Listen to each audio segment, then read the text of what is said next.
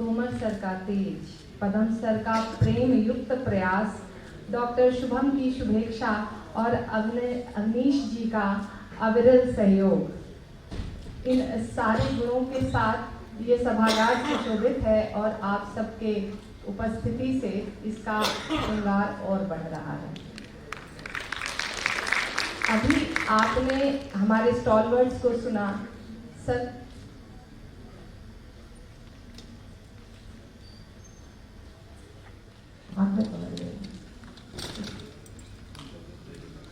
अभी आपने स्टॉलवर्ड्स को सुना, सर को सुना कि आयुर्वेद का स्कोप क्या है और हम क्या क्या कर सकते हैं। जो मुझे प्रेम है आयुर्वेद से, सत्य है कि भारत संस्कृति से है और आपके भारती से, इसलिए ये प्रेम और पराकाष्ठा को पहुंचा और आज आपके सामने मैं एक कोऑर्डिनेटर की तरह खड़ी हूँ।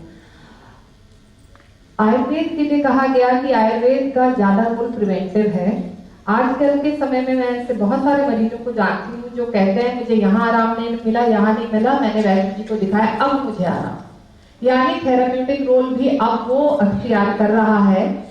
और दूसरा, अब इसको हम थेरेपी के रूप में कैसे और ज्यादा एस्टेब्लिश कर सकते हैं, हर रोग में इसी पे हमें शोध करना है। इस सोच के साथ ये पूरा वर्कशॉप कंडक्ट कराया जा रहा है कि आयुर्वेद का स्कोप और इसके संसाधन और सब कुछ बढ़ जाए आप लोगों के प्रयास।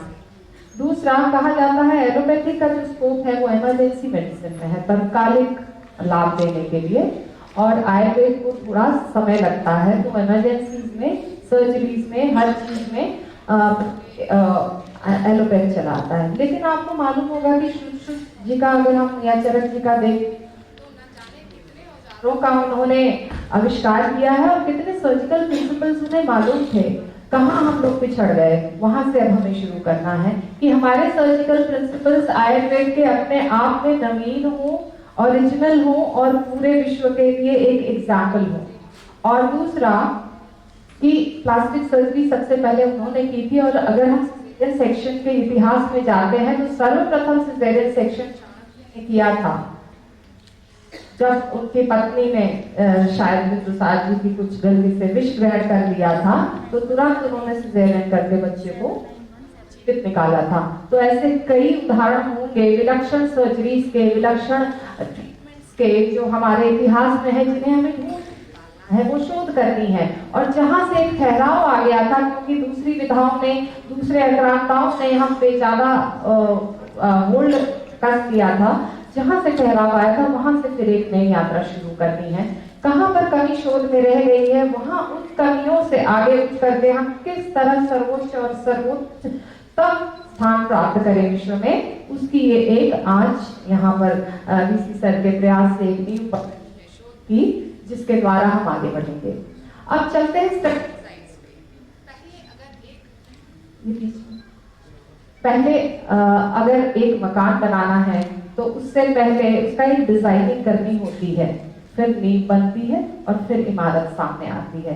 इसी तरह जब हम शोध की बात करते हैं तो शोध में सर्वप्रथम हमें पहले पूरा अपना प्रोटोकॉल, पूरी डिजाइनिंग, अपने लक्ष्य को देखते हुए कि हाँ हमारा लक्ष्य क्या है, हमारा टॉपिक हमें किस प्रकार से चुनना है विषय, और अंततः हम उसको प्राप्त कैसे करें, उसके लिए सर्वप्रथम जो स्टेप है स्टडी डिजाइनिंग, उसके बाद जरूर रैंडमाइजेशन और एलोकेशन और ये सारी चीजें आती हैं। तो उसके लिए सर ने अवश्य आप लोगों को बताया था।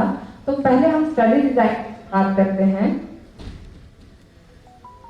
जो बेसिक है, that is to transform the conceptual hypothesis into an operational hypothesis that can be empirically tested. यानी एक जिस इमारत की आपने परिकल्पना की थी कि हमारा ऐसा ये मैप है और इस पे हमें ऐसा खड़ा करना है, एक हमने एक कंसेप्चुअल हाइपोथेसिस बनाई थी कि संभावना ये बीमारी है, इसके ये रिस्क फैक्टर है, इसकी ये संभावना है, लेकिन उसके पीछे हमारे पास क्या एविडेंसेस है, क्या प्रूफ है, किस तरह हम उसको एक रियलिटी में, एक ऑपरेशनल हाइपोथेसिस में ला सके, एक कंसेप्ट जो हमारे दिमाग में है, उसके लिए हमें स्टडी डिजाइन अपने आपको तैयार करनी होती है, चूज करनी होती है कि कौन सी हमारी स्टडी डिजाइन रहेगी। लेकिन हर स्टडी डिजाइन में जैसा कि सर ने बताया कि पॉसिबिलिटी ऑफ बायसिंग, कंफाउंडिंग और एरर्स हो सकते हैं, और जितने ज्यादा ये होंगे जितनी ज्यादा सर्टेनिटी कि हाँ ये चीज आपकी एकदम वास्तविक और यथार्थ है, उसकी कमी हो जाएगी। तो जब हम स्टडी डिजाइन अपना फॉर्मुलेट करते हैं तो हमारा selection of cases is very important कि वो हमने प्रॉपरली सेलेक्ट किए हैं। हमारा सिलेक्शन ऑफ कंट्रोल्स जो हम उससे मैच कर रहे हैं वो सिलेक्शन प्रॉपर होना चाहिए। एरर्स बीच के आपको हटा देने होते हैं और प्रॉपर रैंडमाइजेशन जब अगर हम आगे एक्सपेरिमेंटल स्टडीज हैं लेते हैं वो प्रॉपर होने चाहिए। किस तरह कैसे हम प्रोसीड करते हैं, क्या डिजाइन है, we'll see ahead in the lecture। पहले तो आपको ये आइडिया होना चाहिए कि फाइनली हमारा ओवरऑल ओवरव्यू क्या है। Epidemiology, what is epidemiology? It is the study of how the disease is distributed in populations and the factors that influence और डिटरमाइन दिस डिस्ट्रीब्यूशन। सो अगर हम स्टडी डिजाइन लेते हैं उसमें दो प्रकार की स्टडी डिजाइन मेनली होती है, that is the descriptive analytical and the descriptive observational analytical and the experimental। तो जो descriptive study design होती है उसमें हम describe करते हैं पूरे disease को, उसके distribution को, उसके epidemiological factors को। तो वो हम कौन सा वाला study design ले रहे हैं? क्या हम descriptive study design ले रहे हैं या हमारे सामने एक पिक्चर ओवरऑल व्यू आगे है और अब हम उसमें इंटरवेंशन कर रहे हैं। So the study of distribution and determination of health related states और event in specified population and application of this study control of health problems. So this basically is the epidemiology when we study the overall distribution of the disease in the population and its characteristics. तो objectives epidemiology की study का है कि पहले तो आपको identify करना है the aetiology and the cause of the disease. You have to describe the distribution and magnitude of health and disease problem in human population, to study the natural history and prognosis of disease and to evaluate both existing and newly developed preventive and therapeutic measures and modes of health care delivery. यानी आपको disease को completely पूरा उसका आपका एक description सामने होना चाहिए। उसका description in the form of the magnitude of the type of the disease, the magnitude, its distribution, its history and course कि वो कैसे डिजीज प्रोग्रेस कर रहा है। And finally you have to evaluate everything in terms of preventive and therapeutic measures. तो जो study design होगा जब डिस्क्रिप्टिव होगा तो वो descriptive study design will describe the disease and it's distribution in the population. और जब हम बात करेंगे about the preventive and therapeutic measures तो हमारा स्टडी डिजाइन एक्सपेरिमेंटल होगा जिसमें हम इंटरवेंशन करेंगे। टेक्नोलॉजी एंड बायोस्टैटिस्टिक्स, ये तीन जो विधाएं हैं डेमोग्राफी में जब हम बात करते हैं स्टडी डिजाइनिंग की तो हम उसमें एक एस्पेक्ट डेमोग्राफी का लाते हैं, पेशेंट के डेमोग्राफिक कैरेक्टरिस्टिक्स को इंक्लूड करते हैं। But demography is the study of size, density, vital events of human population. But the epidemiology is the study of size, density, occurrence of the health related event, and biostatistics is a branch of biological science which is related with the study and methods of collection, presentation, analysis and interpretation of data, biological research। तो आप जब thesis लिखते हैं तो ये तीनों aspects उसमें include हो जाते हैं। पहले आपका डेमोग्राफी आता है, जिस डेमोग्राफी में आप पेशेंट कैरेक्टरिस्टिक्स डिस्क्राइब करते हैं। सेकेंड एस्पेक्ट उससे रिलेटेड जिस आप डिजीज को या जिस भी पैरामीटर को स्टडी कर रहे हैं वो सेकेंड एस्पेक्ट आता है। और तीसरा आता है जब आप टूल से सारी चीजें उससे आप निकालते हैं पूरा कंक्लूजन अपने पूरे थीसिस और रिसर्च का। तो ये तीनों एस्पेक्ट्स उसमें स्टडी किए जाते हैं जब आपका पेपर हो अथवा रिसर्च हो। तो इन तीनों का आपको प्रॉपर पिक्चर आपके सामने क्लियर होना चाहिए। बिकॉज एज रिसर्च में आपने पढ़ा था कि what is research, it is not just a poetry but it is a systematic review of the all material information and the data in front of you and the proper interpretation of that data. So ultimate objective of any research is a proper estimation and comparison or relation. इन्हीं दो points पे पूरा research based होता है जिससे कि आपका conclusion निकलता है। So ultimate outcome of any research, जो टूल्स आप यूज करते हैं और आउटकम्स क्या निकालते हैं, rate, ratio, proportion, average and constant. और फिर इनमें आप की वैल्यू देखते हैं, सिग्निफिकेंस वैल्यू देखते हैं। और आपका रिसर्च और थीसिस याद रखिए ऐसी होनी चाहिए जिसमें कोई सिग्निफिकेंस निकले। पूरे प्रोसेस का और इतनी मेहनत करने का कोई फायदा नहीं है जब आप अपने अल्टीमेट उस पे अनसिग्निफिकेंट वैल्यूज निकाल के ले आए। मुझे याद है मेरे थीसिस के टाइम सर ने मुझे ऐसा विचित्र सा टॉपिक दिया था जो उस वक्त बहुत नया था और समझ में नहीं आ रहा था ये टॉपिक क्या है, और मैंने उसमें सारे जो वैल्यूज हैं सब नॉन सिग्निफिकेंट निकाल करके सर के पास ले जाके दिखा दिए कि सर जो आपने दिया है इसका कोई सिग्निफिकेंस ही नहीं। सर ने उठा के पूरी थीसिस ही कैंसिल कर दी, बोली नहीं लिखो और प्रॉपर वे में रिसर्च करो और सिग्निफिकेंट वैल्यू प्रॉपर हो वो निकाल के लाइए। तो ये आपको मालूम होना चाहिए कि आप कौन से पैरामीटर्स लेने जा रहे हैं, क्या स्टडी डिजाइन कर रहे हैं, आपका स्कोप क्या है और आपका लक्ष्य क्या है और किस तरह से उसको करना है और क्या क्या किस स्पेसिफिक फीचर्स में आपका थीसिस होना चाहिए। So the study designs are observational studies in which you are just observant. आप सिर्फ ऑब्जर्व कर रहे हो, देख रहे हो डिजीज को पॉपुलेशन में, उसके ट्रेंड्स को, उसके इंसिडेंस को, उसके प्रेवलेंस को, उसके एटियोलॉजिकल फैक्टर्स को आप स्टडी करो। You are just observing, you are not intervening, आप इंटरवेंशन नहीं कर रहे हो। So these are the descriptive studies and the analytical studies which can be ecological, cross-sectional, case control or cohort in which you are just observing and finding out the association between the factors studied. But in experimental studies ये एक step ahead है। पहले तो आपको पूरा सब कुछ पता करना है ना क्या चीज कैसे है, और उसके बाद सारे इकट्ठे करने हैं सारे किरदार, उसके बाद फिल्म बनानी है। तो ये है एक्सपेरिमेंटल स्टडीज जिसमें फाइनली आप इंटरवेंशन करते हो to modify the disease process on the preventive or the therapeutic aspects and finally you can modulate, और फिर आप किसी एक अच्छे थेरेप्यूटिक प्रोसीजर को आप ढूंढ करके निकालते हो। तो शुरुआत की ऐसे इस तरह से स्टडी डिजाइन प्रोग्रेस करता है। That is from the observational studies you go ahead to the preventive and therapeutic aspects by the experimental studies. अब ऑब्जर्व कैसे करते हो, ऑब्जर्व करने का क्या पैटर्न है, आप बैठे हो और आप फिल्म देख रहे हो, आपको क्या क्या करना है, किस तरह से उसे डिस्क्राइब करना है और किस तरह से उसे एनालाइज करना है। So descriptive study designs you should know this is the first step towards any research process, and these studies are concerned with observing the distribution of disease, health-related characteristics with the disease in the question, like आप disease को कैसे आप observe कर रहे हो, disease को देख रहे हो, किस terms में आपको disease को observe करना है। That is when the disease is occurring, time, place and person। बहुत सारे उड़े हुए लोग आपने देखे होंगे जिन्हें न समय याद रहता है न स्थान और व्यक्ति का नाम भूल जाते हैं। हम भी उनसे बहुत ही यथार्थ पे आना पड़ा है इतने बड़े बड़े स्टॉलवर्ड्स के बीच में।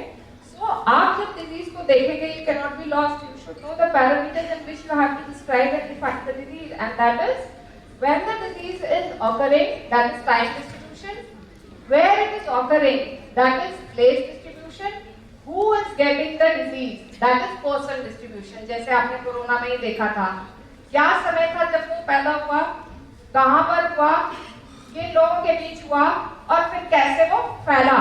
इसी से आप एक डिजीज को डिफाइन करके कैटेगराइज करते हो, क्योंकि डिजीज का भी अपना एक व्यक्तित्व होता है और उसको आप कैसे डिफाइन कर रहे हो। This is the descriptive study design, whom you are describing and how you are describing is important. Descriptive research is an appropriate choice when the research aim is to identify the characteristics. So I have told you the 3 points in which you have to identify the characteristics, and defining the frequency, the trends and the categories. Before you research why something happens, you need to understand how, when and where it happens. And the analytical study design is a bit ahead. इससे पहले आप descriptive में सिर्फ description देख रहे थे, यहाँ हुआ, ऐसे हुआ, इस जगह हुआ, इतने लोगों को हुआ, ऐसे फैला। But when you come to analysis, now you are analyzing the facts which are now in front of you. So in contrast to descriptive studies, in analytical studies, the subject of interest is the individual within the population. तो पहले तो हमने बीमारी को पढ़ा, कहाँ हुई, कैसे हुई, क्या हुई। अब हम आ रहे हैं व्यक्ति विशेष पे जो उससे प्रभावित हुआ। अब अभी बीमारी, फिर व्यक्ति विशेष, और जब हम एक्सपेरिमेंटल पे आएंगे तो साथ में थेरेप्यूटिक एस्पेक्ट्स भी आ गए। तो हम दूसरी इकाई पे आते हैं। पहले बीमारी थी, दूसरा व्यक्ति विशेष की बात कर रहे हैं हम जब। Nevertheless, although individuals are evaluated in analytical studies, the influence is not to individuals but to the population from which they are selected. So, analytical studies में यद्यपि हम एक व्यक्ति विशेष को पढ़ रहे हैं, लेकिन उसका हम एक्सट्रैपोलेशन पूरे पॉपुलेशन पे करेंगे जिसका वो रिप्रेजेंटेटिव है। फॉर एग्जाम्पल, यहाँ पर अगर मैं देखूंगी, आप सब लोग बैठे हुए हैं, आप लोगों की कितनी तंद्रा है, कितनी एकाग्रता है, वो मैं इन जनरल एक्सट्रैपोलेट कर लूंगी कि इन जनरल आयुर्वेद के जो बच्चे होते हैं वो कितना एकाग्र रहते हैं। तो आप प्रतिनिधि हैं इन जनरल अपने आयुर्वेदिक कॉलेज के। उसी तरह हम एक इंडिविजुअल जिसको पढ़ेंगे उसके जो कैरेक्टरिस्टिक्स हैं एक्सट्रैपोलेट कर देंगे to the general population. So the analytical studies comprise distinct types, that is ecological, cross-sectional, case control and cohort. So ecological study, coming to the ecological study, it is an observational study defined by the level at which the data are analyzed, namely at the population or group level rather than the individual level. So हम ecological study जब करते हैं तो in general पूरे population पे कर रहे हैं, and it is usually done to measure the prevalence and incidence of disease, particularly when the disease is rare, and the purpose of study is to monitor population health so that the public health strategies may be developed and directed to make large-scale comparisons and to study relationship between population level exposure to risk factors and disease. अर्थात हम ये पूरे general population के level पे ecological studies कर रहे हैं of the complete ecology of the disease, ताकि हम उससे रिलेटेड अपने हेल्थ पॉलिसीज बना सकें और फिर उसके अनुसार आपसी देश भी उसको कंपैरिजन कर सकें और अपने अपने संसाधन उसमें आप बता सकें। Coming to the observational study, the researcher observes systematically the disease and this study may be conducted with or without a control group. The investigator does nothing. जैसे मैंने कहा, आप सिर्फ ऑब्जर्व कर रहे हो, जो ऑब्जर्वर है वो कोई इंटरवेंशन नहीं कर रहा, लेकिन ऑब्जर्व करके वो डिजीज, उसके कैरेक्टरिस्टिक्स, उसके नेचर, सारी चीजों को डिफाइन कर रहा है। This is the observational study, and the types I have told you is the descriptive and analytical. In descriptive, if we come to Ayurveda, for example, the data is collected about the disease. In Ayurveda, the data is collected about the Prakriti and Sarata. यानी आप एक व्यक्ति के संपूर्ण प्रकृति, क्योंकि आयुर्वेद आपके कौन सी प्रकृति है, उसकी वात, पित्त या कफ है, उस आधार पे कंप्लीट डेटा, अब आपके यहाँ डेटा की कमी है, डेटा अभी आपके यहाँ कलेक्टेड नहीं है regarding the variety of people in which specific types of disease are there is more proneness for those types of disease. जैसे कफ प्रकृति में ये बीमारियां अधिक होती हैं या वात वाले में जोड़ की समस्याएं अधिक होती हैं, लेकिन क्या आपके पास एक इकोलॉजिकल डिस्क्रिप्टिव डेटा है स्टडी डिजाइन करते हुए कि कितने पूरे हमारे राष्ट्र में या हमारे मान लीजिए शहर में ही वात, पित्त या कफ प्रकृति के कितने प्रकार के लोग हैं, किस किस एज ग्रुप में कितने हैं, ये डेटा तो है नहीं आपके यहाँ। तो आपके यहाँ डिस्क्रिप्टिव स्टडी डिजाइन से डेटा आपको इकट्ठा करना शुरू करना पड़ेगा, फिर उसके बाद आप एनालिटिकल पे आएंगे और फिर एक्सपेरिमेंटल और शोध पे आएंगे। सो आप देख लीजिए कि आपके यहाँ पर किस किस चीजों की आवश्यकता है।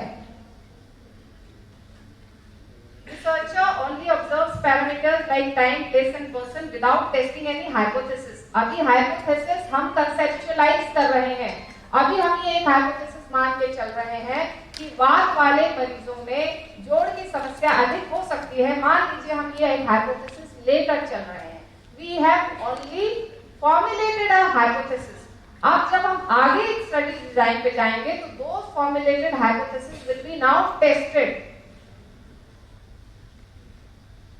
So in descriptive study information is collected without changing the environment and these are referred to as correlational studies. In human research, naturally occurring health status, behavior, attitude or other characteristics of the particular groups are studied under the descriptive studies. So in descriptive information, आप जो है वातावरण नहीं बदल रहे, जो जैसा है उसकी वैसे प्रॉपर स्टडी कर रहे हैं. And these studies are conducted, ये क्यों की जाती हैं? To demonstrate an association or relationship between the things in the world around you. That is, जब आप describe कर रहे हैं कि कब प्रकृति वाली जनता की ये कैरेक्टरिस्टिक होती हैं, ये गुणधर्म होते हैं, इसलिए वो कब प्रकृति का है. तो आप कोई ना कोई कोरिलेशन और एसोसिएशन गुण और धर्म में देख रहे हैं, तब उसको ऐसा डिस्क्राइब कर रहे हैं. And descriptive studies in which the researcher interact with the participants may involve survey or interviews. अब आप descriptive study कैसे करेंगे? आप observe करके कर सकते हैं, plus आप interact भी कर सकते हैं with the participants by interviews or questionnaires. Obviously आप questionnaires formulate करेंगे उससे पता करने के लिए कि उसकी प्रकृति या प्रवृत्ति कैसी है. In the analytical studies, in this, the researcher will test the hypothesis by comparing association of various facts like Shukra, Sarta and water ice. So, इसमें ये इन दोनों का अब देखा जाएगा कि अगर ये चीज है तो उसके साथ इस चीज की हमें अधिकता दिख रही है. अब कोरिलेशन बीच में ढूंढा जाएगा. इससे पहले we were only just observing, या हम कैटेगराइज कर रहे थे इंडिविजुअल को और डिजीज को या उसकी प्रकृति या प्रवृत्तियों को. अब हम दो चीजों में एसोसिएशन ढूंढेंगे, जैसे कि कफ वाली जनता में इस समस्याओं की अधिकता अधिक होती है, तो कितनी मात्रा में अधिक हो सकती है, कौन कौन सी समस्याएं हो सकती हैं. This hypothesis will be tested in analytical study designs. इससे पहले हम observational और descriptive study designs की बात कर रहे थे. So analytical study design is an epidemiological study which is useful for testing the hypothesis and association between human exposure and the outcome and the health effects.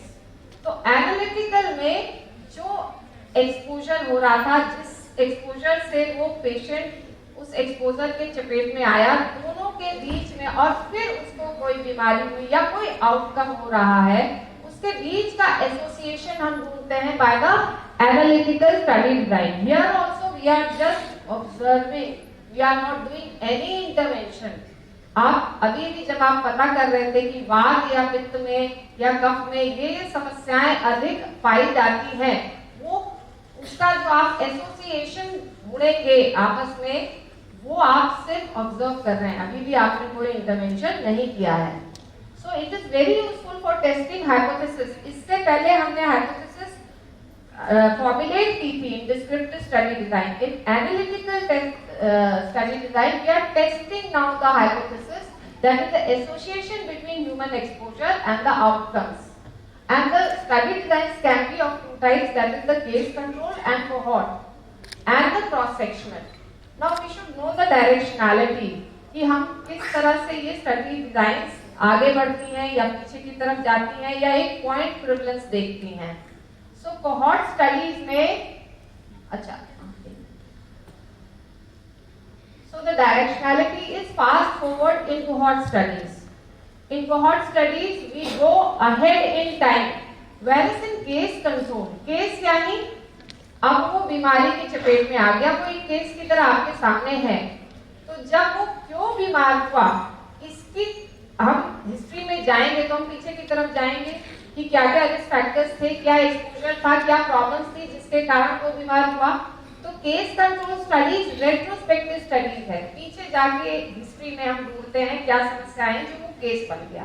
Cohort में आप एक cohort यानी a group of people with similar characteristics आपने ढूंढ लिया एक group को, फिर fast forward in time study किया कि समय के साथ इनमें एक ग्रुप था जिसको एक्सपोजर था उस वेरिएबल का जो आप सोच रहे थे कि हाँ ये वेरिएबल है, यानी एक व्यक्ति अगर ये आहार विरुद्ध आहार लेता है तो उसको ये परेशानियां होती हैं, और एक व्यक्ति जो नहीं ले रहा वो तो दो कोहॉर्ट आप लेके चले, एक में आपने एक्सपोजर देखा और एक में एक्सपोजर नहीं देखा, फिर आउटकम देखा with time, that is cohort study. एक व्यक्ति पीड़ित हो चुका, अब आप ढूंढ रहे हैं क्यों हुआ था, you are going backward in time, that is case control. और क्रॉस सेक्शनल यानी इस specific time period, short time period में हम एक पॉपुलेशन को स्क्रीन आउट कर रहे हैं और अभी ये देख रहे हैं कि कितने लाल कपड़ा पहने बैठे हैं, कितने पीले, यानी अभी इस समय में कितने पीड़ित व्यक्ति हैं पॉपुलेशन में, that is cross sectional study which will tell you the prevalence. Incidence यानी कितने नए लोग विद टाइम पीड़ित हुए, वो कौन सी स्टडी बताएगी, कोहॉर्ट, ठीक है, कोहॉर्ट स्टडी बताएगी। लॉन्गिट्यूडिनल स्टडी है ना, over time it will tell you the incidence, cross sectional study will tell you the prevalence, उस वक्त में कितने लोग इस बीमारी से पीड़ित थे।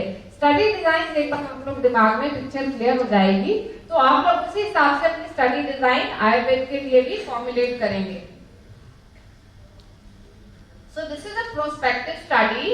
Cohort is a group of people with common characteristics and it is identified before the appearance of the disease. Observing people who are, these are the people who are at present free of the disease. Then researcher will observe these individuals for a certain length of time and will note how many get the disease. And now the hypothesis will be tested between the exposure and the outcome, और बीच में वो पीड़ित व्यक्ति, तो वो hypothesis test होगा कि हाँ यही कारक था जिसके कारण ओवर द टाइम ये बीमारी डेवलप हुई। इसी तरह हम ये डिस्क्रिप्टिव और एनालिटिकल स्टडी डिजाइन से ही हम disease cause and risk factor relationship ढूंढ पाते हैं, हम पता कर पाते हैं कि कौन सी बीमारी किन कारणों से हुई।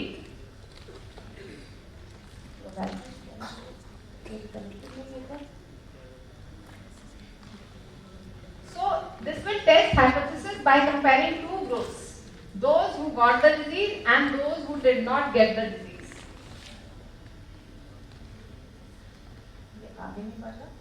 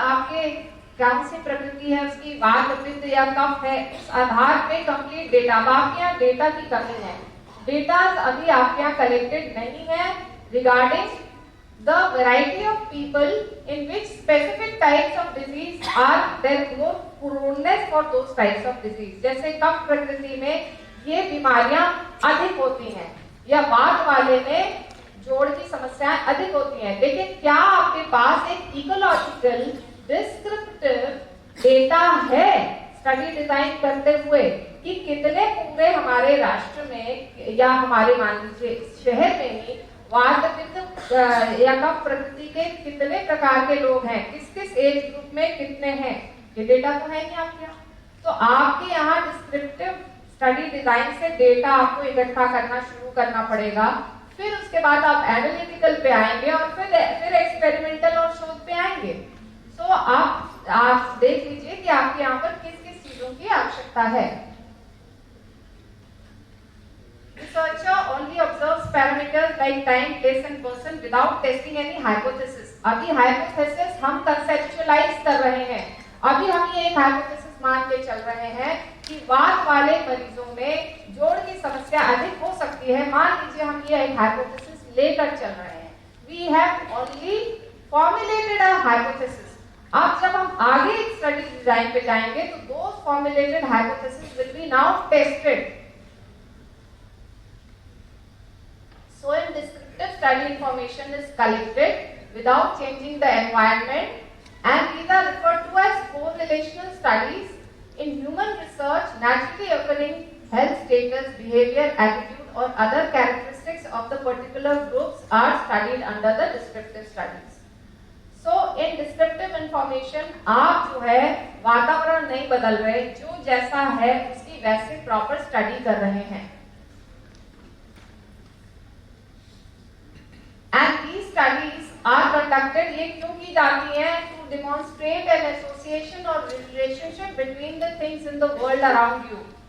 That is, जब आप describe कर रहे हैं कि कफ प्रकृति वाली जनता की ये कैरेक्टरिस्टिक होती हैं, ये गुणधर्म होते हैं, इसलिए वो कफ प्रकृति का है. तो आप कोई ना कोई कोरिलेशन और एसोसिएशन गुण और धर्म में देख रहे हैं, तब उसको ऐसा डिस्क्राइब कर रहे हैं. And descriptive studies in which the researcher interact with the participants may involve survey or interviews. अब आप descriptive study कैसे करेंगे? आप observe करके कर सकते हैं, plus आप interact भी कर सकते हैं with the participants by interviews or questionnaires. Obviously आप questionnaires formulate करेंगे उससे पता करने के लिए कि इसकी प्रकृति या प्रवृत्ति कैसी है. In the analytical studies, in this, the researcher will test the hypothesis by comparing association of various facts like Shukra, Sarita and water ice. So, इसमें ये इन दोनों का अब देखा जाएगा कि अगर ये चीज है तो उसके साथ इस चीज की हमें अधिकता दिख रही है. अब कोरिलेशन बीच में ढूंढा जाएगा. इससे पहले we were only just observing, या हम कैटेगराइज कर रहे थे इंडिविजुअल को और डिजीज को या उसकी प्रकृति या प्रवृत्तियों को. अब हम दो चीजों में एसोसिएशन ढूंढेंगे, जैसे कि कफ वाली जनता में इस समस्याओं की अधिकता अधिक होती है, तो कितनी मात्रा में अधिक हो सकती है, कौन कौन सी समस्याएं हो सकती हैं. This hypothesis will be tested in analytical study designs. इससे पहले हम observational और descriptive study designs की बात कर रहे थे. So analytical study design is an epidemiological study which is useful for testing the hypothesis and association between human exposure and the outcome and the health effects. तो analytical में जो exposure हो रहा था, जिस एक्सपोजर से वो पेशेंट उस एक्सपोजर के चपेट में आया, दोनों के बीच में, और फिर उसको कोई बीमारी हुई या कोई आउटकम हो रहा है, उसके बीच का एसोसिएशन हम ढूंढते हैं by the analytical study design. Here also we are just observing, we are not doing any intervention. आप अभी भी जब आप पता कर रहे थे कि वात या पित्त में या कफ में ये समस्याएं अधिक पाई जाती हैं, वो उसका जो आप एसोसिएशन ढूंढेंगे आपस में, वो आप सिर्फ ऑब्जर्व कर रहे हैं, अभी भी आपने कोई इंटरवेंशन नहीं किया है. So it is very useful for testing hypothesis. इससे पहले हमने हाइपोथेसिस फॉर्मुलेट की थी in descriptive study design. In analytical study design we are testing now the hypothesis, that is the association between human exposure and the outcomes. And the study designs can be of two types, that is the case control and cohort and the cross sectional. Now we should know the directionality, कि हम किस तरह से ये study designs आगे बढ़ती हैं या पीछे की तरफ जाती हैं या एक point prevalence देखती हैं. So cohort studies में, अच्छा, so the directionality is fast forward in cohort studies. In cohort studies, we go ahead in time.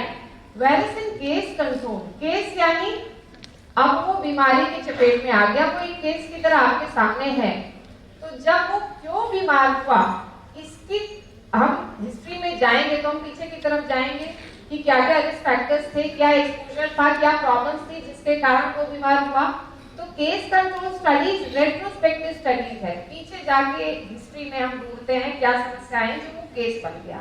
Cohort में आप एक कोहॉर्ट यानी a group of people with similar characteristics आपने ढूंढ लिया एक ग्रुप को, फिर fast forward in time study किया कि समय के साथ इनमें एक ग्रुप था जिसको एक्सपोजर था उस वेरिएबल का जो आप सोच रहे थे कि हाँ ये वेरिएबल है, यानी एक व्यक्ति अगर ये आहार विरुद्ध आहार लेता है तो उसको ये परेशानियां होती हैं, और एक व्यक्ति जो नहीं ले रहा वो, तो दो कोहॉर्ट आप लेके चले, एक में आपने एक्सपोजर देखा और एक में एक्सपोजर नहीं देखा, फिर आउटकम देखा with time, that is cohort study.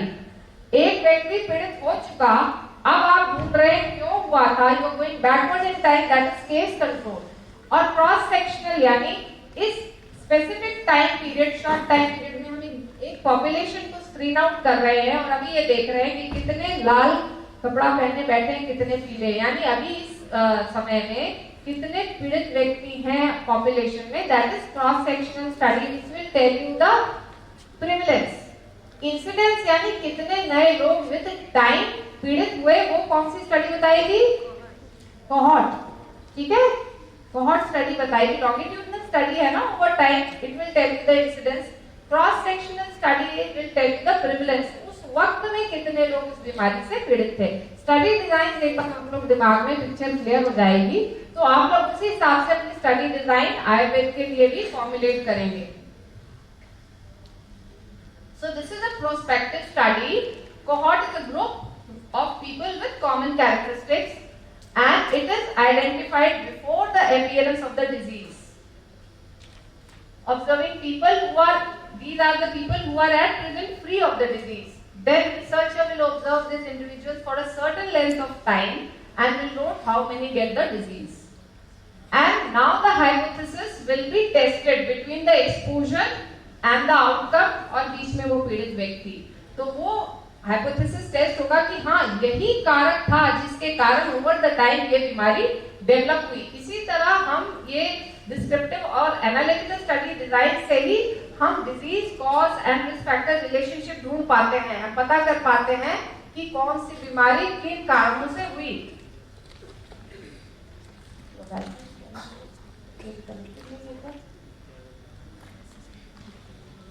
So this will test hypothesis by comparing two groups, those who got the disease and those who did not get the disease. ये आगे नहीं बढ़ रहा।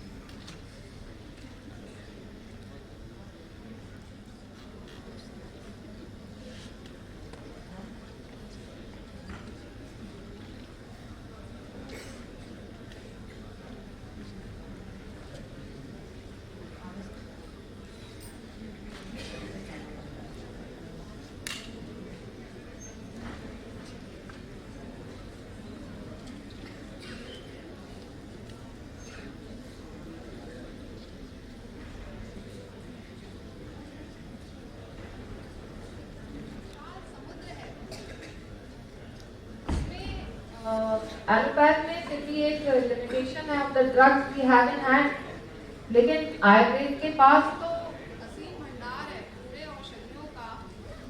बस एक कमी है कि बहुत सारी औषधियाँ और बहुत रॉ रूप में और अधिक मात्रा में इस्तेमाल करके उसका कितना इफेक्ट आ रहा है, ये सारी स्टडीज बहुत ही वेग है। इस तरह से हम एक्सट्रैक्ट कर सके उसमें से वो molecules which are very effective, high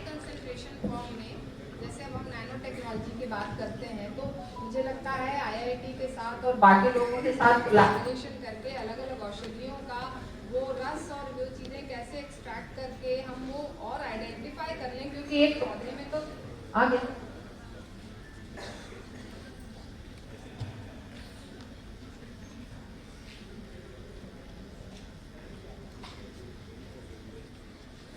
तो इन कोहॉर्ट स्टडी अभी उन लोगों को लिया जाता है जो कि बीमार नहीं है, they are without the disease, and then these people are observe for 15 to 20 years depending upon कि वो बीमारी कितना लंबा समय लेती है डेवलप होने में, and then the hypothesis is tested by comparing the two groups who get the disease and those who do not get the disease. So एक एग्जांपल लेते हैं, Ayurveda claims proneness of disease according to Prakriti or biotype. So one example can be Vata Prakriti people are prone to get arthritis problem. So for cohort study, register 100 cases of Vata Prakriti having aged 30 years. Then observe these 100 cases for next 20 years with periodical clinical and lab examinations. After 20 years, researcher will analyze the data to see how many Vata Prakriti people have got arthritis and how many do not get it. Then only the researcher can prove Ayurveda hypothesis of proneness to disease. यानी आपकी अलग अलग प्रकृतियां किस प्रकार कौन कौन सी बीमारी को उत्पन्न कर सकती हैं, उसके लिए आपको वैसा कोहॉर्ट लेकर के, यानी इसमें आपको वात प्रकृति वाले लोग चुनने पड़ेंगे एज अ कोहॉर्ट। तो इस तरह की स्टडीज आपको करनी पड़ेगी ताकि आप अपने आयुर्वेदिक प्रिंसिपल्स को एस्टेब्लिश कर सकें। Finally you have to test your hypothesis, formulate तो हो गई। An example of the cohort study allopathic medicine में is around 5000 adults were taken जिनमें की कार्डियोवैस्कुलर हार्ट रिलेटेड डिजीजेस नहीं थी, और उसके बाद में हर 2 साल पे देखा गया, सारे रिस्क फैक्टर्स और हेल्थ फैक्टर्स देखे गए फॉर 50 इयर्स, 50 साल तक देखे गए।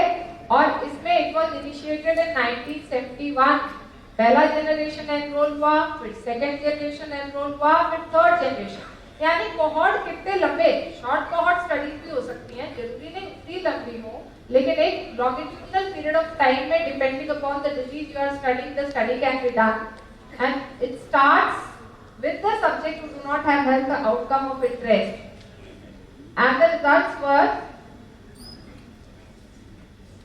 the term risk factor was generated during this study, and this study showed the role of healthy diet and exercise to reduce cardiovascular diseases.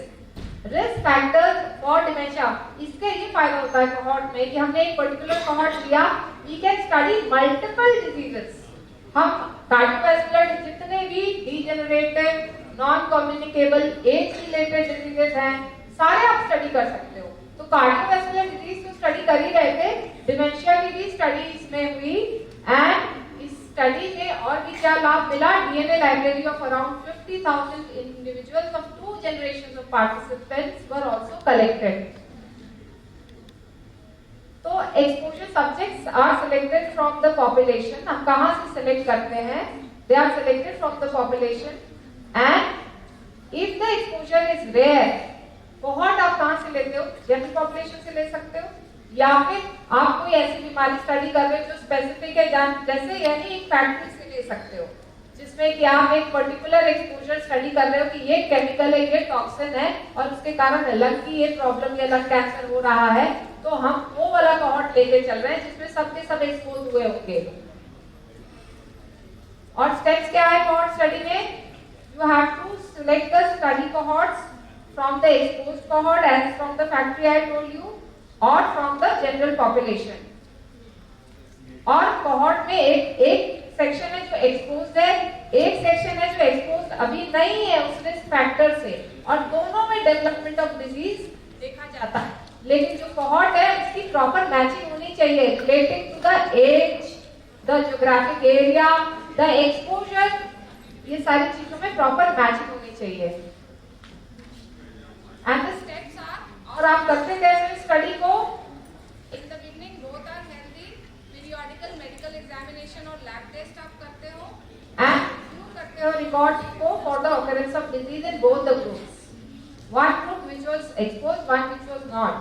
तो इस तरह से cohort study में आगे आप प्रोग्रेस करते हो कि करनी कैसे स्टडी, सेलेक्ट कोहॉर्ट तो कैसे करना है आगे को फॉलो अप कैसे करना है, एंड देन यू एनालाइज फिर एनालिसिस किस चीज की करते हो to find out between exposure हो रहा था और आउटकम में एक डिजीज आपको मिल रही थी दोनों के बीच का आप एसोसिएशन एनालाइज करते है हैं और वो किस चीज से करते हैं, आप क्या क्या कैलकुलेट कर सकते हैं कोहॉर्ट में, you can calculate incidence risk and the risk ratio and rate ratio can be calculated and the attributable risk can also be calculated.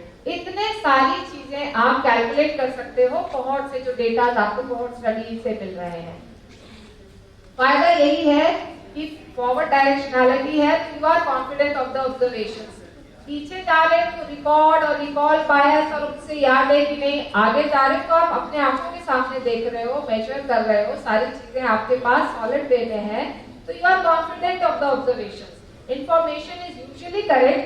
Several diseases can be studied at a time and disease status does not influence your outcome. Also useful to examine rare exposures.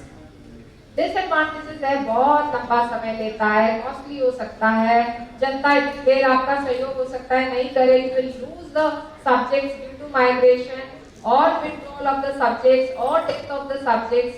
So it is inefficient for studying a rare disease with long latency period and exposed may be followed more closely. आप bias हो सकता है आपका, जो expose जिनको आप उसका exposure दे रहे हो, आप हो सकता है उनका ज्यादा ध्यान रखो, जो अनएक्सपोज है उनका आपने उतना मेजरमेंट नहीं किया, जबकि दोनों की चीजें बराबरी में चलनी चाहिए ताकि कोई भी किसी प्रकार का बायस स्टडी में ना आए. डॉक्टर साहब टाइम मुझे बता दीजिएगा so that I will text you. And case, फिर दूसरा आता है केस कंट्रोल स्टडी. हमने बात की थी कोहॉर्ट स्टडी की कि फास्ट फॉरवर्ड या फॉरवर्ड डायरेक्शन की स्टडी है. केस कंट्रोल में केस यानी बीमारी से पीड़ित वो केस हो चुका, और दूसरा वो कंट्रोल है जिसे बीमारी नहीं है.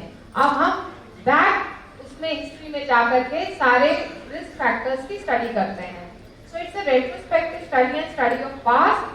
फॉर एग्जांपल अगर हम लेते हैं cases of ulcerative colitis, control will be those people who do not have the colitis but the risk factors are the same. That is, the risk factor में क्या है, हमने उनकी लाइफस्टाइल पूछी और ईटिंग हैबिट्स पूछी 10 साल पहले की, तो पता क्या चला that the patients with ulcerative colitis had consumed a lot of meat with compared to the control group. So there is relation of eating meat and occurrence of ulcerative colitis. तो आपने दोनों में अंतर देखा कि केस और control match थे regarding the age and other things, लेकिन risk factor was more in the cases which was eating meat. Similar many relations in causative factors can be proved by collecting data and proper history. Some examples are smoking and lung cancer. ये जितने case control studies हैं जिनमें कि पता चला कि ये चीजें रही हैं आधार इस बीमारी का, वो एग्जांपल्स हैं smoking and lung cancer, tobacco chewing and mouth cancer, alcohol and liver disease, and eating too much sweet and प्रमेह, eating too salty and greying of hair और baldness, eating too much sour and anaemia, eating too much salty and वातरक्त. ये सारे case control study से ये associations मिले. In this research study, persons with a given disease is case and population without are taken as control. तो आपको पहले जो आप स्टडी डिजाइन कर रहे हैं, हम किन्हें ले रहे हैं, उनकी कैरेक्टरिस्टिक क्या है, फिर केस स्टडी कैसे आगे चलती है, स्टडी डिजाइन में इन चीजों का आपको आइडिया होना चाहिए. The researcher will study various factors in two groups to study the hypothesis. Descriptive में हमने hypothesis formulate की थी, अब हम टेस्ट कर रहे हैं hypothesis को. In this research study design, disease has already occurred and the research study is proceeding backwards. The control group, अब जो control group हमने लिया, केस तो उस बीमारी से पीड़ित है, जिससे हम तुलना करेंगे वो कंट्रोल ग्रुप होना चाहिए? The control group should be from the same population and proper matching should be done for the age, gender, socio-economic class and other factors. यानी उसी एरिया में उसी सोशियो-इकोनॉमिक फैक्टर के रहने वाले लोग आप कंट्रोल की तरह ले सकते हैं and it should be from the general population neighboring areas but not from the hospital. Hospital में सिलेक्शन बायस हो जाएगा. कितने केसेस होने चाहिए, कितने कंट्रोल होने चाहिए, उसका क्या रेशियो होना चाहिए? That is 1:1. जो आप स्टडी डिजाइन कर रहे हो उसमें अगर एक केस ले रहे हो तो एक कंट्रोल, लेकिन मिनिमम किसी भी चीज को आपको रिसर्च में लेने के लिए minimum sample size should ideally be 50. लेकिन कभी-कभी ऐसी कोई रेयर डिजीज हो सकती है जैसे अभी मंकी पॉक्स आया है इंडिया में, अभी 5 केसेस है. तो suppose the cases are very rare और ज्यादा मात्रा नहीं है, 20 या 30 केसेस हैं, तो कंट्रोल उसके 3 गुने 4 गुने हो सकते हैं. ठीक है? Then the ratio will increase from 1:4 of the cases and controls for your study design to go ahead. ये आपको मालूम होना चाहिए. So in case control study, again you should know the nature of the study. It is a basic observational study that is retrospective and subjects are selected on their disease status. Cases are from the defined population and that is the source population and controls are from the same population. Major steps are selection case का कर लिया, control का कर लिया, proper matching related to age, gender, socio-economic status, other factors कर लिया आपने. अब आपको measurement करना है, measurement of exposure to risk factor and उस measurement को करने के बाद आपको analysis करनी है अपने hypothesis को test करने के लिए. So the steps is selection of cases depending upon the diagnostic criteria should be defined. Disease defined होनी चाहिए. जैसे अगर आप कोई मान लीजिए एनीमिया जा रहे हैं लेने, एनीमिक केसेस को सिलेक्ट करने, तो कितना हेमोग्लोबिन हम नापेंगे, किस केस को हम एनीमिया कहेंगे, क्या रेंज होना चाहिए, वो eligibility criteria is very important. Underline कोई दूसरी बीमारी ना हो, कौन सा वाला हम एनीमिया ले रहे हैं, आयरन डेफिशिएंसी ले रहे हैं कि थैलेसीमिया वाला एनीमिया ले रहे हैं, that is very important. Diagnostic criteria का definition, eligibility criteria, you have to decide your sample size and आप कौन से सोर्स से ले रहे हैं. एक इलाका ही ऐसा हो सकता है जहां पर वैसे ही anaemic and because of hookworm infestation, तो अब आप पॉपुलेशन कौन सा ले रहे हैं which may affect the disease you are going to study. And selection of controls should be from the same population group. So there should be perfect matching between the cases and controls, and then you go ahead with measurement of exposure of risk factors, and then you have to go for analysis. और इस analysis में हम क्या-क्या calculate करते हैं? We can calculate the incidence cases, prevalence cases, and risk of having the risk factors. Actual risk and outcome cannot be calculated from this. क्योंकि पूरा population is unknown. Case control में आप total risk factor नहीं, लेकिन odds of having the disease can be calculated. उसका calculation कैसे करना है will be told in the next lecture. So if the incident cases are taken, relationship is tied only to the development of the disease. Disease कैसे develop हो रहा है उसका relationship decide होगा इसमें. Total relative risk is calculated from the cohort study and prognosis duration of disease is calculated from the cohort study. लेकिन इस study से केस कंट्रोल में एक्सपोजर और डिजीज रिलेशनशिप पढ़ा जाता है. डिजीज को किस रूप में, किस एस्पेक्ट में आप पढ़ रहे हैं, उस हिसाब से आपकी स्टडी डिजाइन होगी. If prevalent cases are studied, exposed disease relationship is tied only to the prognosis or duration of disease. Hence, the effect of exposure on disease development could be biased. तो ये इसमें नहीं, cohort study में it will study the prognosis and duration of disease, not in case control. Two types of controls, population based आप ले सकते हो और hospital based controls to study the rare diseases. फिर इसमें आप hospital based controls लोगे. दोनों जगह के आप केस और कंट्रोल्स ले सकते हो. मतलब आपका सोर्स क्या है, आप स्टडी किसको करोगे, कहां से करोगे. सोर्स क्या होगा? That can B from the general population और कैन, जैसे आप लोग अभी हॉस्पिटल में हो, आपके पास केसेस आते हैं, आप वहां से भी ले सकते हो cases. Epidemiologist can go and take from the general population. Biases आ सकते हैं। सबसे बड़ा बायस जो है केस कंट्रोल में, रेट्रोस्पेक्ट जा रहा है आपके पास, हो सकता है थॉट प्रॉपर ना हो, उसको चीजें याद नहीं आ रही हो, तो मेमोरी और रिकॉल बायस हो सकता है। फिर सिलेक्शन बायस भी हो सकता है। पता चला आपने जो केसेस है उसमें बायसिंग कर ली, उसको प्रॉपर वे में आपने ढंग से देखा, लेकिन कंट्रोल्स को आपने प्रॉपरली मैच नहीं किया या फिर प्रॉपरली सेलेक्ट नहीं किया, या कंफर्मिंग फैक्टर नहीं, ये सारी चीजें आपके स्टडी को अफेक्ट कर सकती है। केस कंट्रोल स्टडी का डेफिनेटली एडवांटेज है, feasible to obtain sufficient number of cases, और आप लोग कोहॉर्ट की बजाय केस कंट्रोल करना ज्यादा पसंद करोगे। Requires small sample size and can evaluate variety of different exposures. Disadvantages are, कई बीमारियां मिस हो सकती हैं और डायरेक्ट रिस्क इसमें कैलकुलेट नहीं होता है, only attributable risk is calculated and more susceptible to selection bias. क्योंकि आपके कोहॉर्ट में तो आप बिना बीमारी के ले रहे हो, समय के साथ बीमारी डेवलप हो रही है, इसमें हो सकता है आपका सिलेक्शन बायस ये है कि आपको तो लेना था एनीमिया का एक स्पेसिफिक पोर्शन, आपने माइल्ड भी ले लिया, सीवियर भी ले लिया, और सिलेक्शन बायस में गड़बड़ कर दी। तो proper selection is very important. Analysis of odds ratio calculation will be tackled with by Dr. Shubham in the next lecture। कि हाँ, अभी हमने जितने स्टडीज किए, स्टडी डिजाइन बनाई, उससे हमें आउटपुट क्या मिला, क्या क्या चीजें आई, और हम उनको नाप करके लाभ स्टडी डिजाइन से कैसे निकालेंगे। सो एक केस कंट्रोल स्टडी का एग्जांपल है the Reye's syndrome, whether to use aspirin among children with viral fever or not, because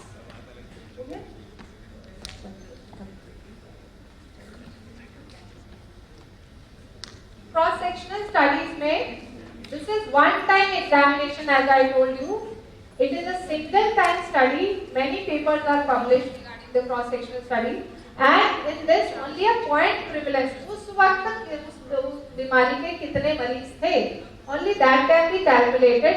incidence rate के लिए मैंने आपको बताया कोहॉर्ट स्टडी है, and trends, the longitudinal trends can not be calculated because it is just a photograph. Cross sectional study is the photograph and cohort study is the proper film. Possible uses definitely are there। अगर हम एक time में corona के कितने cases इतने दिन में, इतने हफ्ते में हो रहे हैं, उसी हिसाब से हम अपने संसाधन इस्तेमाल कर सकते हैं। And it is useful for diagnosing or staging a disease, evaluating different methods for doing the same thing, establishing normal lab values from normal subjects, conducting surveys and to learn what people are thinking at that particular point of time. One example is occurrence of asthma in first week of June in Shivaji Nagar area of Pune city. The hypothesis is tough Prakriti people are more prone to asthma in June month.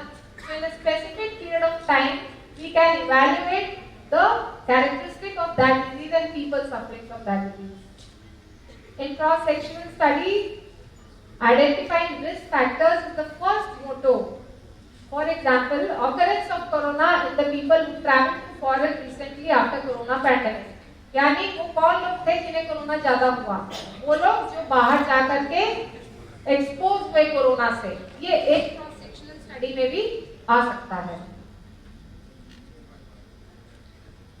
But the disadvantage is that it identifies only existing cases of long duration. Short duration को आप इसमें under represent, पता चला उस समय जब आप पढ़ रहे थे वो बीमारी उस महीने उस मौसम में हुई नहीं, पता चला आप कोरोना आप गर्मियों में कर रहे हो तो कोरोना तो फिर आया ही नहीं, वो तो सर्दियों में ज्यादा आया था। तो क्रॉस सेक्शन एक छोटी सी जानकारी देता है। And again biases can occur because of this short study. So past, present and future. Past के लिए we have case control, future के लिए we have prospective cohort, present time के लिए we have cross sections, cross sectional study. Odds ratio जो different study में होती है, कैसे कैसे कौन सी वैल्यूज देती हैं, डॉक्टर साहब will tell in the coming lecture.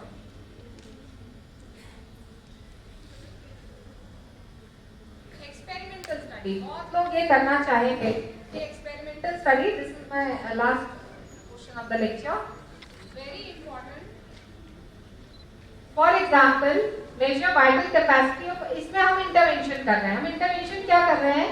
Measuring the vital capacity of 100 volunteer after training them with anulom vilom pranayama every day for 3 months and again measuring the vital capacity. इसमें ये intervention करने के बाद हमने check किया कोई अंतर आया। This is intervening the disease process by use of either some medicines और सम प्रोसीजर्स। दोनों में इसको यूज आप कर सकते हैं। अब हम थेरेपी पे आ गए। इससे पहले हम सब डिफाइन कर रहे थे डिजीज को, आप उससे जो उससे पीड़ित व्यक्ति को। अब हम आ गए क्लिनिकल ट्रायल में कि हम क्या इंटरवेंशन करें।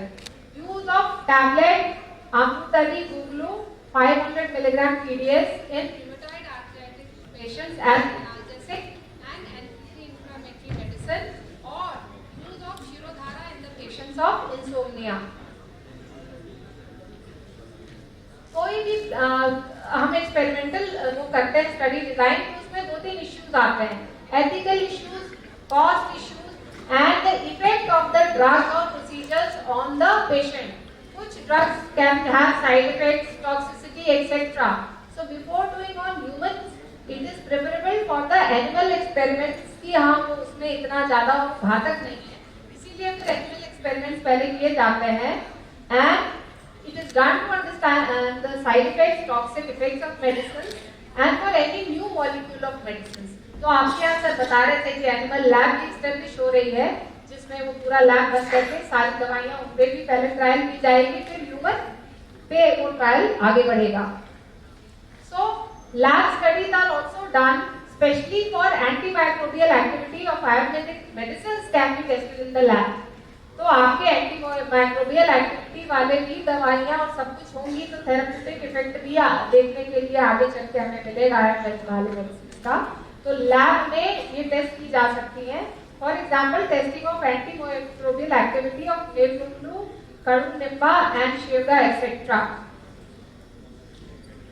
सो in clinical trials the objective is to test the efficacy of the preventive methods which are the vaccines or aspirin to prevent the development to prevent cardiovascular disease, exercise and lifestyle modifications etc. and therapies to test new drugs by the pharmaceutical companies। So key features are, सबसे बड़ी चीज थी randomisation, जो sir ने इतना बढ़िया से अपने लेक्चर में बताया कि हमें रैंडमाइज कैसे करना है पेशेंट्स को, ताकि बायसिंग ना आए और एग्जैक्ट इफेक्ट और एग्जैक्ट ड्रग का इफेक्ट देखने में पता चल पाए हमें। ब्लाइंडिंग to eliminate bias, ये सारे बायसेस और एरर्स को हटाने के लिए ये पद्धतियां अपनाई जाती हैं, रैंडमाइजेशन, ब्लाइंडिंग, ये दोनों। और इसके अलावा एथिकल कंसर्न के लिए आपका एनिमल एक्सपेरिमेंट्स हैं, तब उसके बाद आप ह्यूमन एक्सपेरिमेंट्स पे पसंद करते जाना, specially the drug is toxic. Use of intention to treat the analysis, analyse what they randomise, even subjects with treatment during the study period.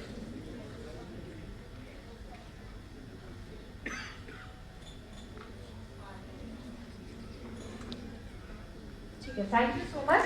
आगे इसका इंटरप्रिटेशन, कि हमने इसकी डिजाइन आपको बताई, वैरायटी ऑफ डिजाइंस, इनको कैसे इंटरप्रेट करना है, क्या स्टैटिस्टिकल टूल्स हैं, वो आपको डॉक्टर शुभम पांडे बताएंगे।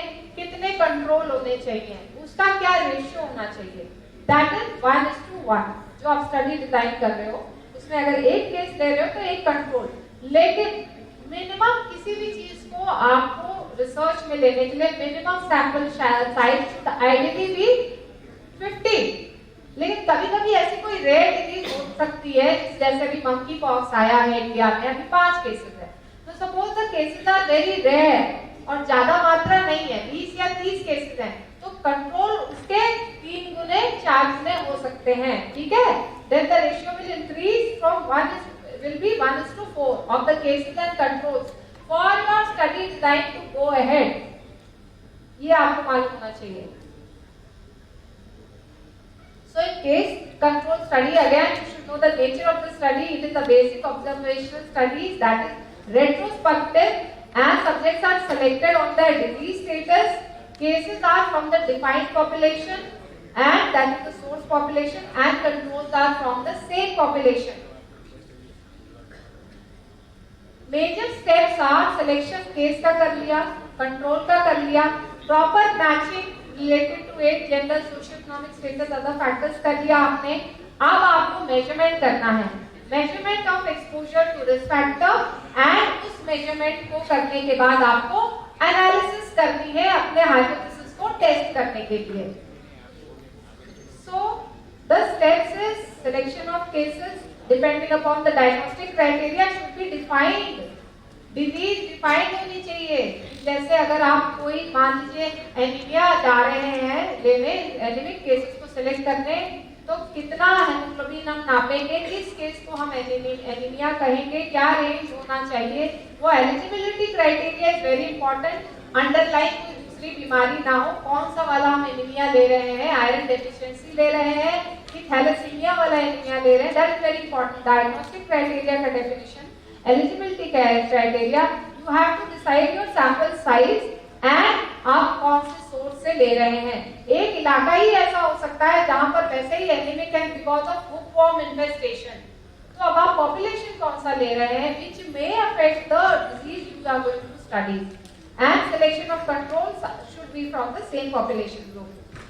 So there should be perfect matching between the cases and controls, and then you go ahead with measurement of exposure of risk factors, and then you have to go for analysis. और इस analysis में हम क्या-क्या calculate करते हैं?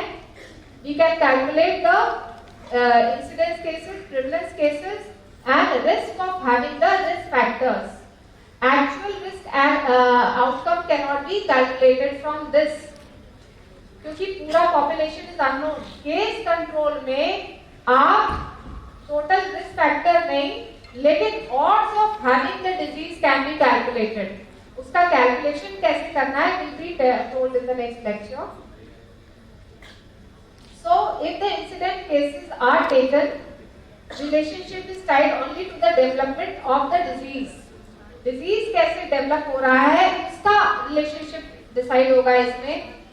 Total relative risk is calculated from the cohort study, and prognosis duration of disease is calculated from the cohort study.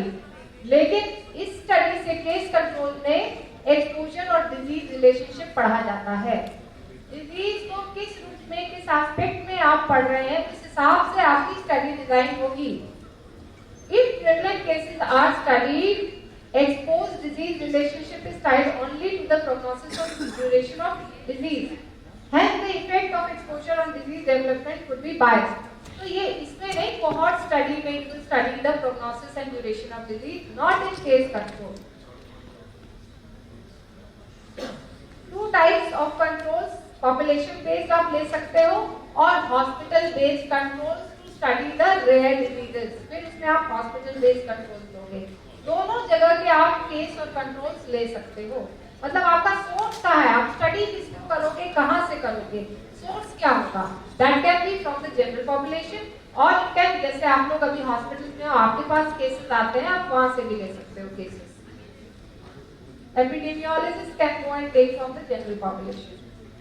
Biases आ सकते हैं। सबसे बड़ा बायस जो है केस कंट्रोल में, रेट्रोस्पेक्ट जा रहा है, आपके पास हो सकता है रिकॉर्ड प्रॉपर ना हो, उसको चीजें याद नहीं आ रही, तो मेमोरी और रिकॉल बायस हो सकता है, फिर सिलेक्शन बायस भी हो सकता है। पता चला आपने जो केसेस है उसमें बायसिंग कर ली, उसको प्रॉपर वे में आपने ढंग से देखा, लेकिन कंट्रोल्स को आपने प्रॉपरली मैच नहीं किया, या फिर प्रॉपरली सेलेक्ट नहीं किया, या कंफर्मिंग फैक्टर नहीं, ये सारी चीजें आपके स्टडी को अफेक्ट कर सकती है। केस कंट्रोल स्टडी का डेफिनेटली एडवांटेज है, feasible to obtain sufficient number of cases, और आप लोग कोहॉर्ट की बजाय केस कंट्रोल करना ज्यादा पसंद करोगे। Requires small sample size and can evaluate variety of different exposures.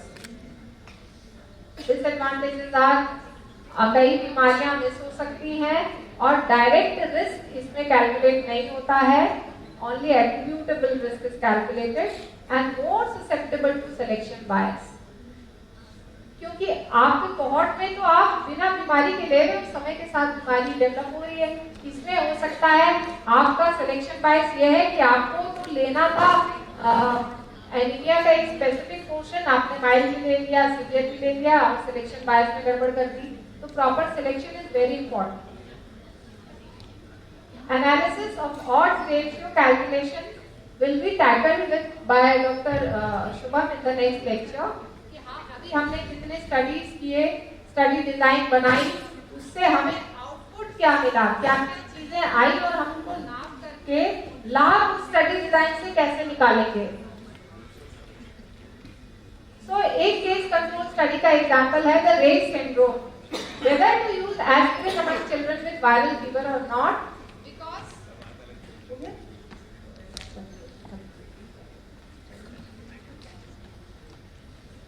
Cross sectional studies में this is one time examination as I told you. It is a single time study. Many papers are published regarding the cross sectional study and in this only a point prevalence, उस वक्त तक उस बीमारी के कितने मरीज थे, only that can be calculated. Incidence rate के लिए मैंने आपको बताया cohort study है and trends, the longitudinal trends cannot be calculated because it is just a photograph. Cross sectional study is a photograph and cohort study is a proper film. Possible uses definitely are there. अगर हम एक time में corona के कितने cases इतने दिन में इतने हफ्ते में हो रहे हैं, उसी हिसाब से हम अपने संसाधन इस्तेमाल कर सकते हैं and it is useful for diagnosing or staging a disease, evaluating different methods for doing the same thing, establishing normal lab values from normal subjects, conducting surveys and to learn what people are thinking at that particular point of time. One example is occurrence of asthma in first week of June in Shivaji Nagar area of Pune city. The hypothesis is tough Prakriti people are more prone to asthma in June month. So in a specific period of time, we can evaluate the characteristic of that disease and people suffering from that disease. In cross-sectional study, identifying risk factors is the first motto. For example, occurrence of corona in the people who traveled to foreign recently after corona pandemic. यानी वो कौन लोग थे जिन्हें corona ज्यादा हुआ, वो लोग जो बाहर जाकर के एक्सपोज हुए कोरोना से। ये एक क्रॉस सेक्शनल स्टडी में भी आ सकता है। But the disadvantage is that it identifies only existing cases of long duration. Short duration को आप इसमें अंडर रिप्रेजेंट, पता चला उस समय जब आप पढ़ रहे थे वो बीमारी उस महीने उस मौसम में हुई नहीं, पता चला आप कोरोना आप गर्मियों में कर रहे हो तो कोरोना तो फिर आया ही नहीं, वो तो सर्दियों में ज्यादा आया था। तो क्रॉस सेक्शन एक छोटी सी जानकारी देता है। And again biases can occur because of this short study. So past, present and future. Past के लिए we have case control, future के लिए we have prospective cohort, present time के लिए we have cross sectional study. So odds ratio जो different study में होती है, कैसे कैसे कौन सी वैल्यूज देती हैं, डॉक्टर साहब will tell in the coming lecture.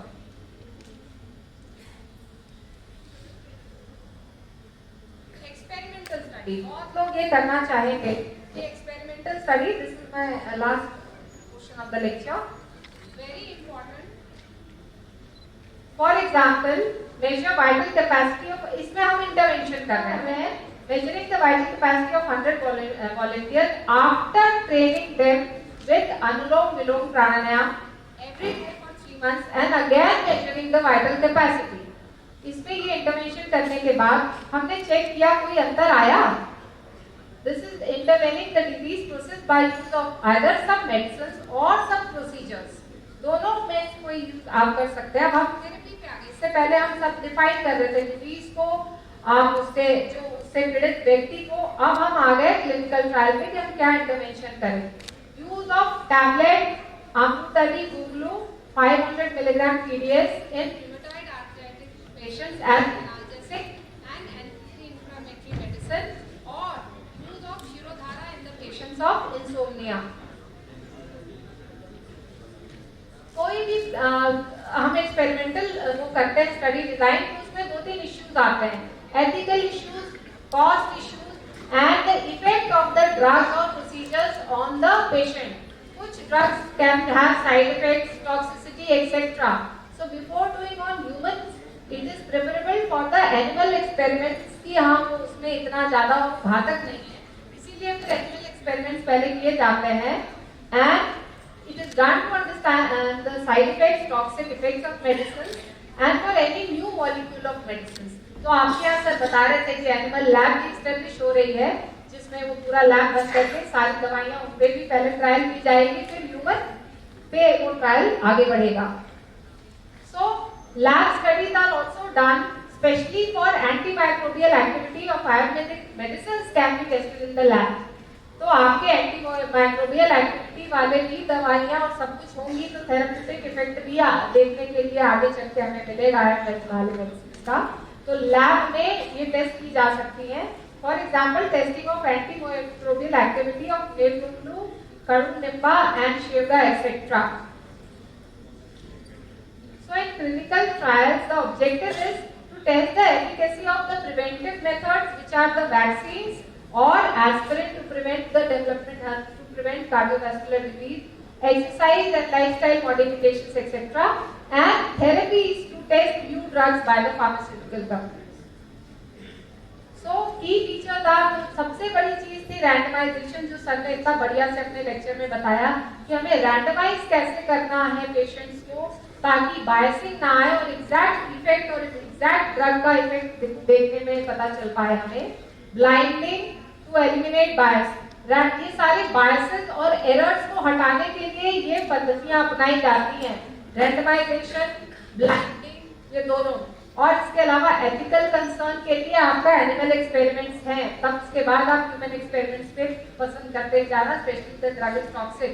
Use of intention to treat the analysis, analyse what they randomise, even subjects with treatment during the study period.